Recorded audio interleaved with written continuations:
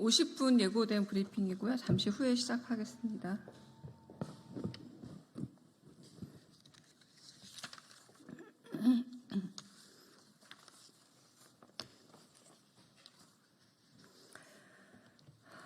더불어민주당 원내대변인 강유정입니다. 브리핑 시작하겠습니다. 오로지 법과 원칙을 외친 심우정 검찰총장은 2차 수심위 권고를 즉각 받아들이십시오. 무도한 정치검찰에 제동이 걸렸습니다. 대검찰청 수사심의위원회가 김건희 여사에게 명품백을 건넨 최재형 목사를 청탁금지법 위반 혐의로 기소할 것을 권고했습니다. 명품백을 준 사람도 받은 사람도 직무 관련성이 없어 죄가 없다던 검찰의 억지 논리가 깨진 겁니다. 피의자인 최 목사는 나를 처벌해달라 항변하는데 변호사도 아닌 검찰이 최 목사의 무죄를 주장하는 총극을 빚은 이유는 하나입니다. 최 목사가 무죄여야 여사님도 무죄이기 때문입니다.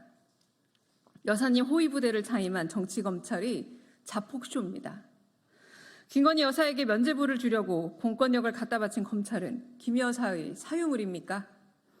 지금이라도 본분을 찾으려면 만장일치 불기소 처분을 권고했던 1차 명품백 수사심의 결정부터 다시 돌아봐야 합니다.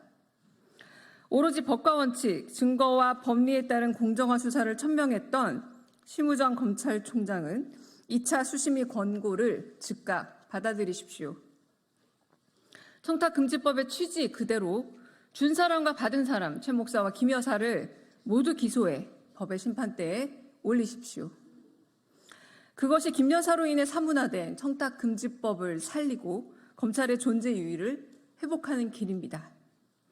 이참에 공직자인 윤 대통령의 청탁금지법 위반 여부도 국민 눈높이에서 다시 살펴보길 권합니다.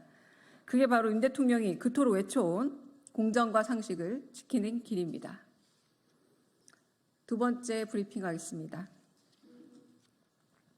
김건희 여사와 이종호 씨는 베프입니까? 공범입니까? 새빨간 거짓말에 꼬리가 잡혔습니다.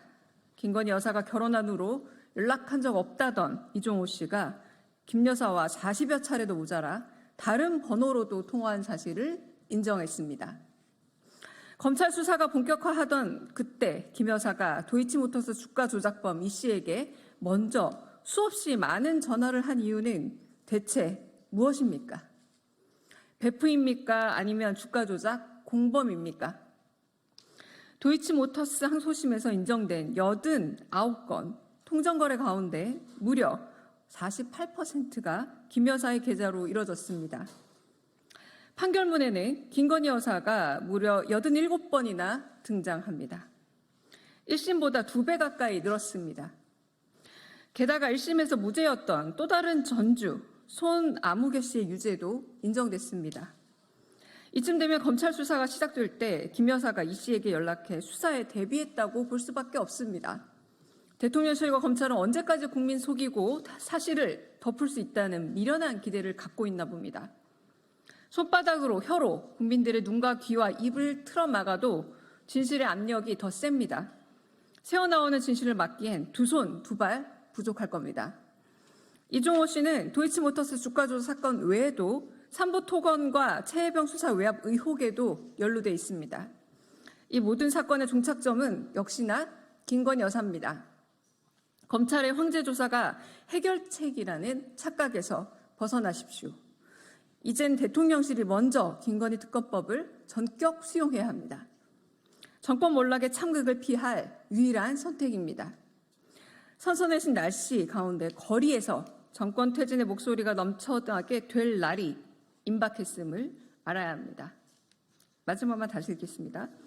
선선해진 날씨 가운데 거리에서 정권 퇴진의 목소리가 넘쳐나게 될 날이 임박했음을 알아야 합니다. 마지막 브리핑하겠습니다. 교육부는 당장 불법으로 얼룩진 뉴라이트 교과서 검정을 취소하고 부실 검정에 책임을 지십시오. 뉴라이트 세력이 역사 왜곡을 위한 불법을 서슴지 않고 있습니다. 친일과 독재를 미화한 한국사 교과서를 만든 한국학력평가원이 검정 통과를 위해 표지가리 꼼수까지 동원한 사실이 드러났습니다. 교과서 검정 통과형 실적을 급조하려고 16년 전 문제집을 표지만 갈아 다시 냈습니다. 다급한 눈 가리고 아웅에 저자 허락도 생략을 해버리니 정작 저자는 16년 전 없어진 과목의 문제집을 표지가리 해내는 게 어딨냐며 당황하는 형편입니다. 해당 출판사는 국제표준도서 번호를 받기 위해 저자의 이름까지 허위로 기재했습니다. 명백한 저작 인격권 침해이자 공무집행 방해임에도 불구하고 이를 관리 감독해야 할 이주호 사회부총리 겸 교육부 장관은 문제없다는 말만 되풀이하고 있습니다. 역사 왜곡은 물론이고 불법으로 얼룩진 급조 교과서로 대체 누가 누구를 가르치겠다는 겁니까? 뉴라이트를 모른다면서 모든 역사적 사실을 뉴라이트 방식으로 해석하고 해결하고 주장하는 용산이 역사 왜곡 교과서의 뒷배입니까?